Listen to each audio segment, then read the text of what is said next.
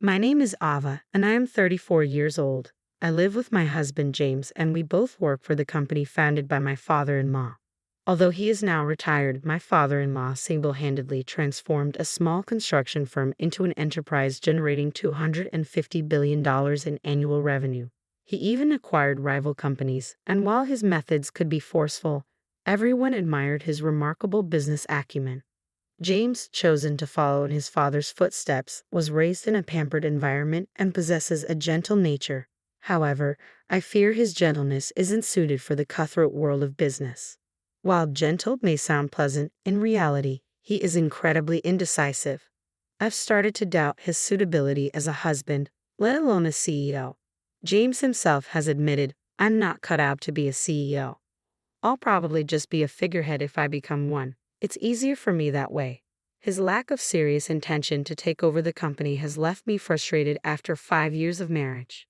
In stark contrast to James, I consider myself quite decisive.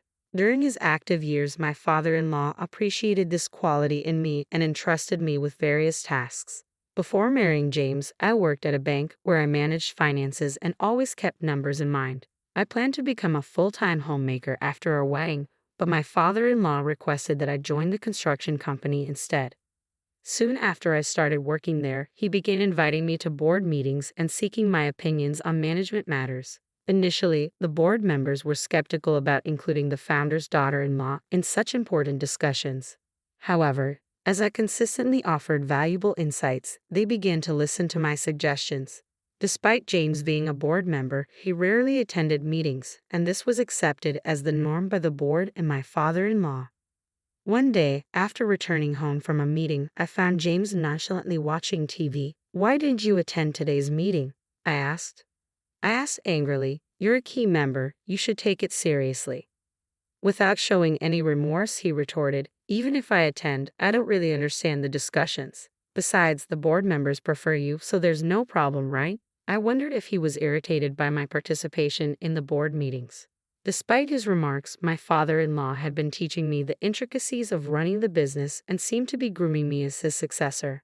I had started enjoying my involvement in management, and before I knew it, I was working hard to meet my father-in-law's expectations. About 2 years after I started attending meetings, my father-in-law retired completely. Whenever there were major decisions to be made, the board members would consult me while James was sidelined. I had hoped that being in such a situation would spur James to work harder, but instead, he became even more disengaged from his work. Although he would come to the office in the morning, he would disappear somewhere by noon and stay home for the rest of the day. When he saw me at home, he wouldn't talk about work at all, seemingly indifferent to the company's affairs. Meanwhile, my workload at the company was increasing, and I was getting busier. After my father-in-law's retirement, the board members relied on me more and more, and I was tasked with duties akin to those of a CEO. Given that we were a large company with many employees, I was committed to increasing sales and profits for the sake of our workers. With the hard work of our employees, our sales began to grow. I found running the company more interesting and became more engrossed in my work. Conversely, my husband James seemed to be losing interest in his work, and his appearances at the company began to diminish. The conversations between us at home lessened, and our relationship became increasingly tense. Around that time, our lives took a different turn. James came home and casually mentioned, "I ran into your sister Megan today and we had lunch together." Megan, 2 years older than me, had just divorced about 6 months ago due to her infidelity. This led to a big commotion when her enraged husband stormed our parents' home. My husband James went to my parents' house to calm down Megan's husband in my place as I was busy with work.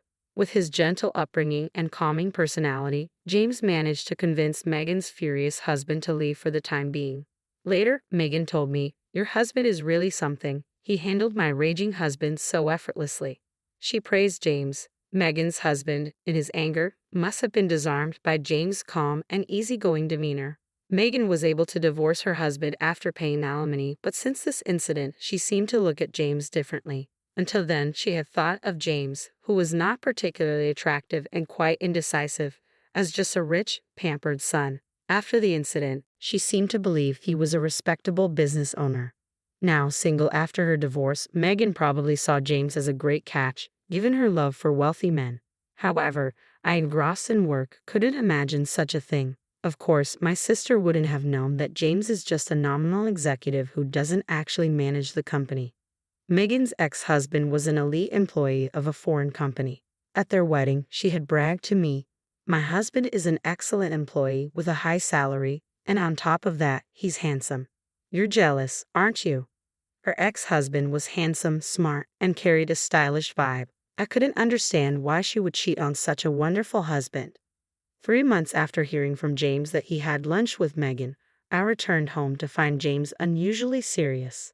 "Ah, I have something to discuss," he said. It was the first time I had heard such words from him, and I had a bad premonition. With my heart pounding, I waited for him to speak.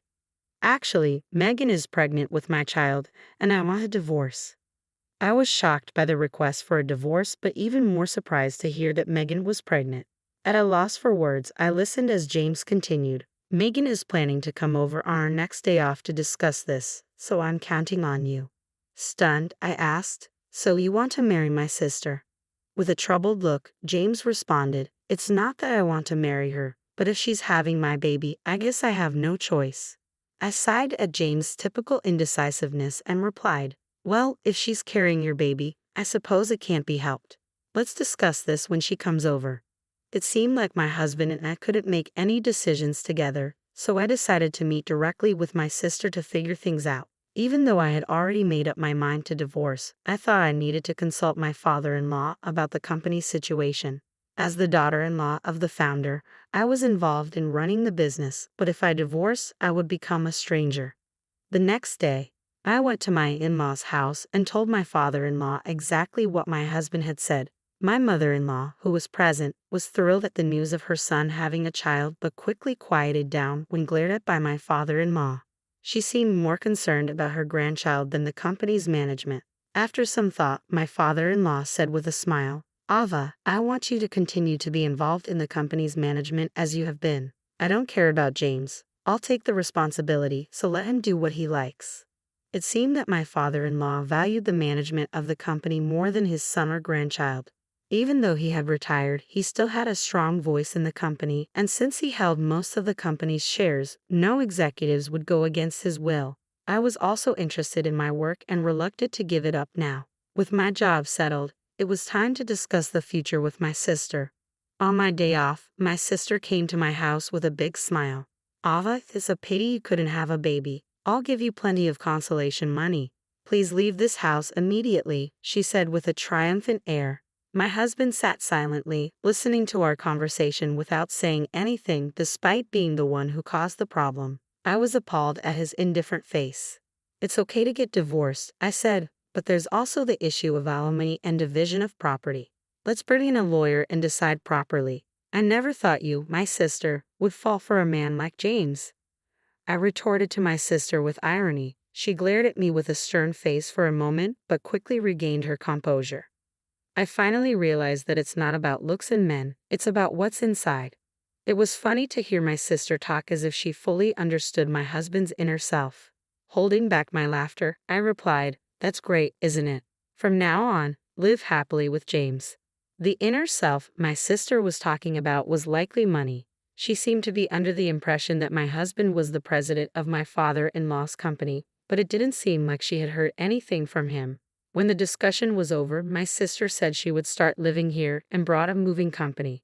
Though I only took out the necessary items, knowing my quick-tempered sister, I had already arranged for a new apartment. I also hired a lawyer and had documents prepared for the division of property and claims for alimony. The next day, after moving out my belongings, I started negotiations for alimony and division of property with my husband and sister, accompanied by my lawyer. My husband was still present that day, sitting with an indifferent face, and only my sister was speaking. "As I said before, I'm willing to pay as much alimony as you want, so please decide at your convenience." Hearing my sister's words, my lawyer decided to also claim alimony against my sister in addition to my husband.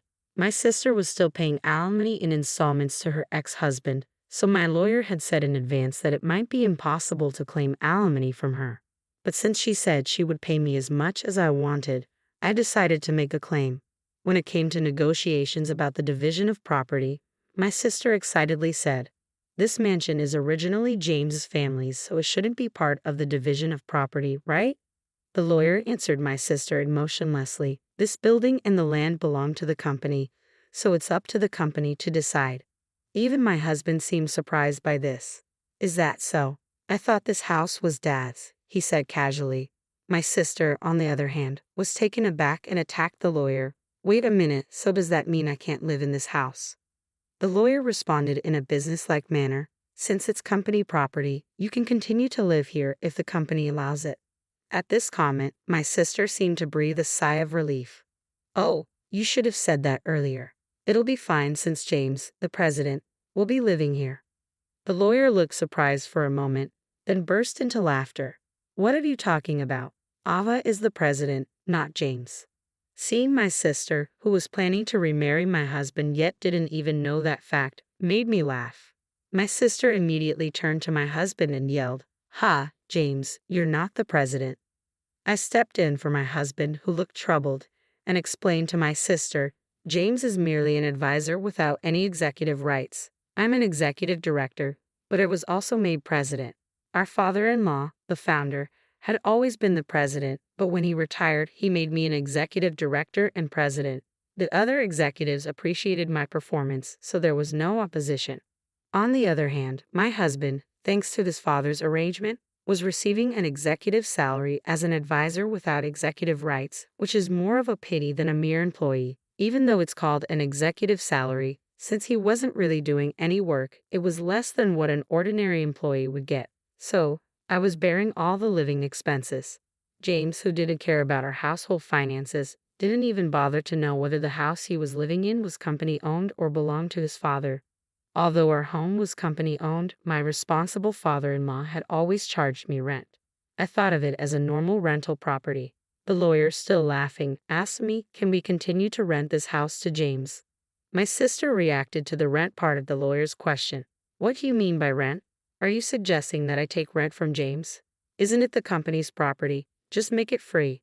The lawyer presented the rent amount, laughing heartily at her words. She was shocked to see the figure, and so was James, who seemed to be hearing about it for the first time. Guess a house this big does have a high rent, he muttered. I can't afford that with my salary, James admitted, realizing his executive compensation would barely leave any money after paying the rent. Covering their living expenses would be hard. Over the 5 years of our marriage, James had used up all his modest executive compensation. My salary also disappeared in high rent and living expenses, leaving hardly any assets. Splitting the savings was the only option for asset division. After the lawyer left, my sister, now aware that the mansion she had hoped for was actually rented, seemed utterly deflated, staring blankly. James was grinning as usual. I suggested, why don't we vacate this place and go back to your parents' house? Your mother was so happy about the pregnancy news.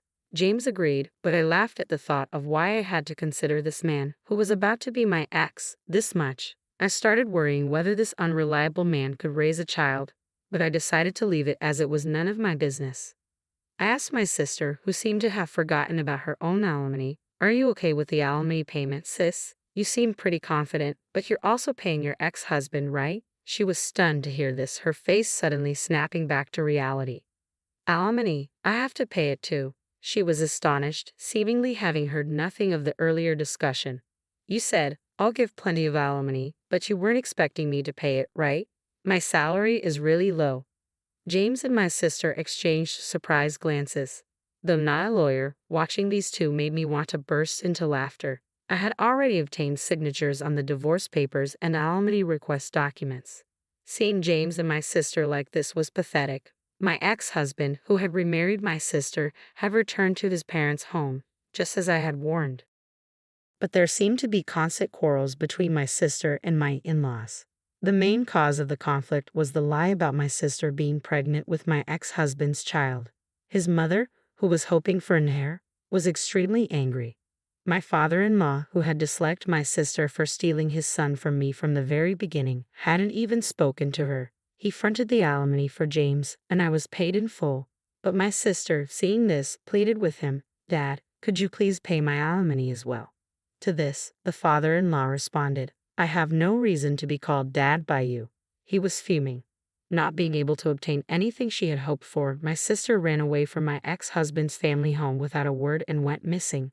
She had practically remarried the ex-husband just to bear the burden of alimony, which was utterly foolish. My ex-husband seemed to consider getting back with me, but his father scolded him. "You're the kind of man who should never even think about having a family. You can't even take care of yourself properly."